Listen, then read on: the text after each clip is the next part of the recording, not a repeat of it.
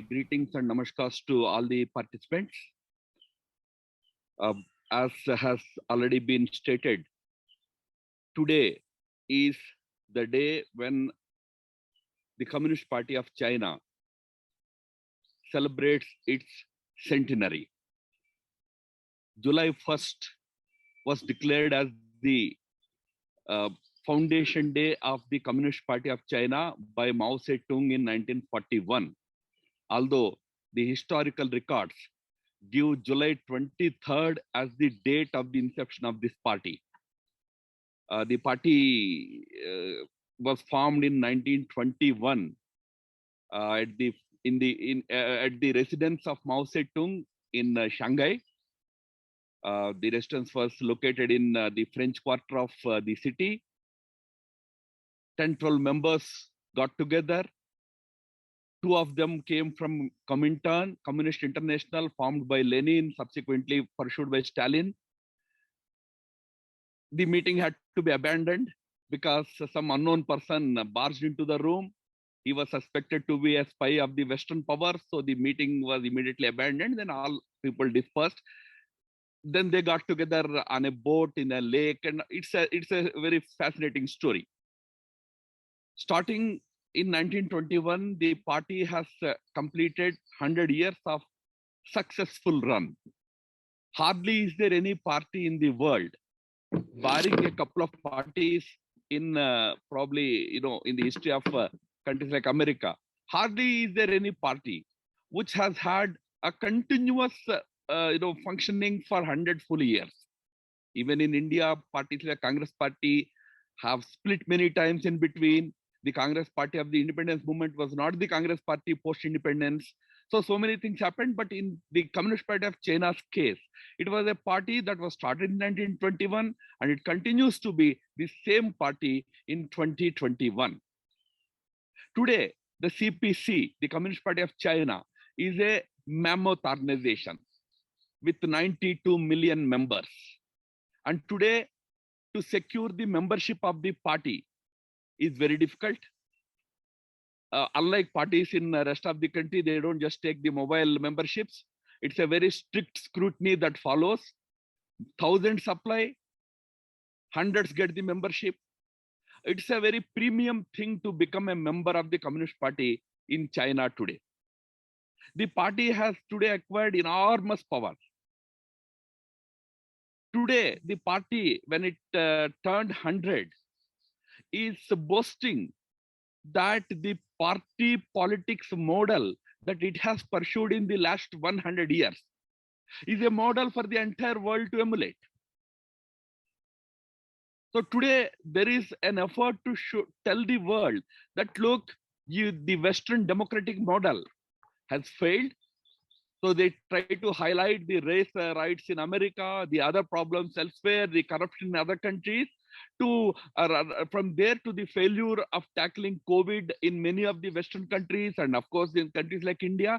They try to highlight it and to showcase the Chinese example as a story of success of the Communist Party of China, thereby suggesting that efficiency of the one party rule is better than inefficiency and chaos of the multi-party democracy.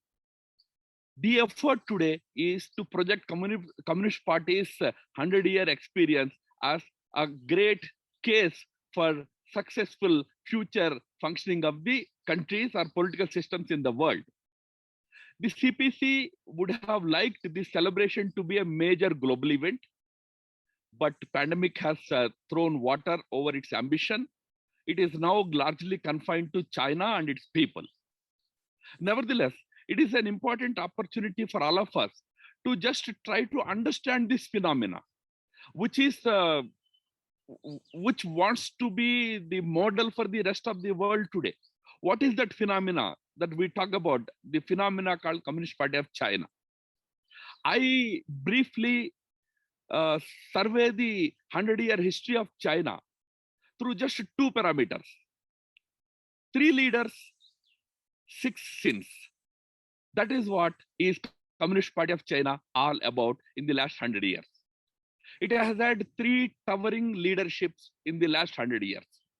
The first leadership was that of Mao Zedong, who was the founder and supreme leader of the party. Although between 1921 and 1935, the first 14-15 years, the party had followed the principle of collective leadership. They had issues with Kuomintang. Then they subsequently developed problems with Stalin's, USSR. In 1935, it was decided that we should discard this model of collective leadership. We should have what today we hear about Xi Jinping, the core leader. The concept of core leader was adopted by Communist Party of China in 1935 when Mao Zedong was declared as the core leader. And by core leader, what they meant was he would be the supreme leader of the political wing as well as the military wing of the party. He was the head of the army. He was head of the political establishment. By 40s, the Communist Party had built a strong army of 1 million soldiers. And you all know the history. 1949, they defeated Chiang Kai-shek's Kuomintang and captured power in mainland China. Now, from there until 1976, until Mao had died, those 27 years was the supreme control of China, of Mao, over the Communist Party of China. He was the supreme leader of the party and of the government and of the military. This was the model China had adopted right from the beginning. One core leader deciding everything, whether it is political leadership, or it is governance, or it is military. That model had worked until 1976. After 76, there was a small power struggle ensued for a couple of years. By 78, 79, Deng Xiaoping became the supreme leader of the party. Deng continued at the helm of affairs as the supreme leader, as the paramount leader, until his demise in 1997. So he was the second leader under whom the Communist Party of China had spent about 2 decades. His effort during the 2 decades period was to see if he could separate party and government. In fact, when Deng was at the helm of affairs, he appointed Hu Yaobang as the head of the party secretary general, and he appointed Zhao Jiang as the head of the government. Zhao Jiang was running the government, Hu Yaobang was running the party. 1986, Deng started talking emphatically about separating party and governance. And in 87, he actually got one resolution passed in the CPC's this 5-yearly conference that these two will function independent of each other. But then that effort did not last long. As soon as Deng died, Jiang Zemin, who was at the helm of affairs, again tried to return to Maoist model of creating supreme control of the party over both the government and the military, as well as on the party establishment. Jiang Zemin, followed by Hu Jintao, they tried to take this new model forward. But the third supreme leader came in the form of Xi Jinping in 2012. Xi Jinping came with a determination to return to the Maoist era politics. He, in the last 1 decade, has clearly restored the supremacy of the party. In 2017, in the 19th Party Congress, he got the party constitution amended to declare that everything, whether it is government or military or the education or the schools or the offices, everything will be guided and controlled by the party. So by 2017 or by 2025, as we talk today about the completion of 100 years of the party is today back in full control of the Chinese society. It today controls the politics. It today controls the government. And remember, it today controls the minds and thinking of the Chinese people. It has effectively used technology as an important tool to gain absolute control over the entire Chinese nation and society. Today, China is synonymous with the Communist Party of China. These three leaders are important for us to understand the progression of Communist Party of China in that country. But I will highlight 6 important episodes in this journey, which give you an idea about what kind of a party we are talking about. First was during Mao's era, the effort to purge the intelligentsia. It began in mid-50s. In fact, very deceptively, Mao had given a call for the Communist Party leadership to come forward with their suggestions for governance, or for the future of the party, rather, I would say. Many innocently came forward with lots of ideas. By 56, 57, Mao had very carefully collected information about which leader thinks which way. And he found a lot of intellectuals who were wanting openness, who were in favor of greater freedoms. He found in all of them enemies of the communist ideology. He started major purging of intelligentsia during that period of 56, 57, and 58. That was the period when Mao had introduced collectivization in China. The agricultural collectives were formed in the entire country.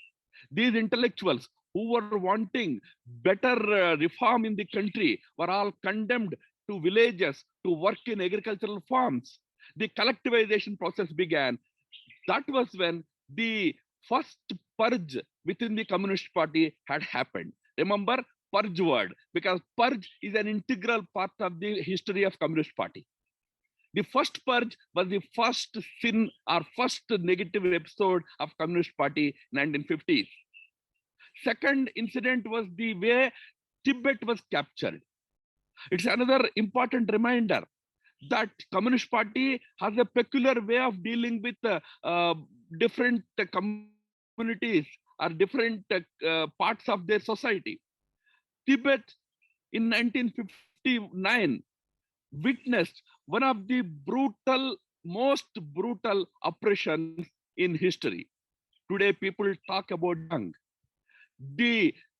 The earliest version of Xinjiang was Tibet in 50s, and most importantly, the great suppression that happened in March 1959 in Lhasa and other areas of Tibet. Thousands of Tibetans were killed, temples destroyed, nuns raped. So many atrocities were committed, giving a taste of Communist Party's brutal behavior when it comes to minority communities. 1959, suppression and occupation of Tibet, which had finally forced the Dalai Lama, His Holiness, to flee to India, was the second most atrocious, sinful, episode of the Communist Party of China. The third sinful episode was also during Mao era. That was 1966-76, the so-called Cultural Revolution. Another major period of purging happened during Cultural Revolution. Whoever was seen as a challenge to Mao was branded as a bourgeois, as an enemy of socialism, as an enemy of Communist Party, and they were purged. In the name of Cultural Revolution, massive atrocities were committed. That phase of 76 was the third period of sinful atrocities of the Communist Party of China. As I mentioned, Deng took over in 1978. Deng introduced major reforms. In fact, 1981 Party Congress was an important milestone in Communist Party's history, where it was, I mean, today they are celebrating 100 years. In 1981, the party had celebrated 60 years of its existence. But that time it was Deng who was at the helm of affairs. Deng had introduced major reforms for openness, etc. But when Tiananmen Square happened, the hardliners prevailed upon Deng to return to hardline approach to dealing with freedoms, whether it is freedom of expression or political freedoms and all. The atrocities perpetrated in 1989 at Tiananmen Square under the gauge of Deng Xiaoping were not only a very negative blemish on Deng's own history, but also another reminder that Communist Party had not given up its character of oppression and suppression of those whom they found as dissidents or those whom they found as bourgeois freedom fighters. The fourth episode, the fifth episode of Communist Party's real character came out when Xi Jinping took over in 2012. One of the things he initiated was, he held the party's Politburo meeting. He saw 22 leaders in front of him. He found in them 70% to be potential challenges for him in future. So he immediately introduced this idea of purging the party of the so-called corrupt and revisionist elements. By revisionist, he said those who are influenced by the Western ideas. By corrupt, of course, he meant not only petty corruption, but the political corruption. In the name of anti-corruption, in the name of anti-revisionism, Xi Jinping has again returned to Maoist era, purging of the dissident voices in the party. You have heard about Bo Xilai. Where is he? Nobody knows. He has been languishing in jail for the last 10 years, and nobody knows what is the reason. Because in Chongqing, where Bo Xilai was the party secretary, in the election, Chongqing chose Bo Xilai over Xi Jinping, and Xi Jinping, as soon as he became the president, immediately purged Bo Xilai. The purging started by Mao has returned in China with the return of Xi Jinping. So Xi Jinping has brought back Maoist era purging, number one. Number two, Xi Jinping's whole approach to Xinjiang problem is a classic case of what would happen if the Communist Party returns with full might, full force. The Communist Party cadres, they are today back in power thanks to Xi Jinping, and it is they who picked up 1 million of the Uyghurs today, the people, Muslim Turkish origin people of Xinjiang, and put them in concentration camps in a most cruel way, in a most brutal way. The return of the Communist Party under Xi Jinping in full force is a return to Maoist era politics, and these two latest sins of Xi's purging and Xi's handling of Xinjiang are again a stark reminder of the character and the approach of Communist Party of China. Let me just end by saying one thing here. Today, Communist Party assumes that it is the most powerful political entity in the world. Party political model of Communist Party, as per Communist Party leadership, is going to be the future model for all the countries to emulate. But remember, when it returns, this kind of politics is what going to return. One party rule was known to USSR until 1991. It lived in USSR for 73, 74 years. It survived there. It is surviving in another country called North Korea. The one-party rule is continuing there also for more than 6 decades. And the third country where one-party rule has successfully completed 72 years is China. And that one-party rule is the most threatening thing for any democratic setup.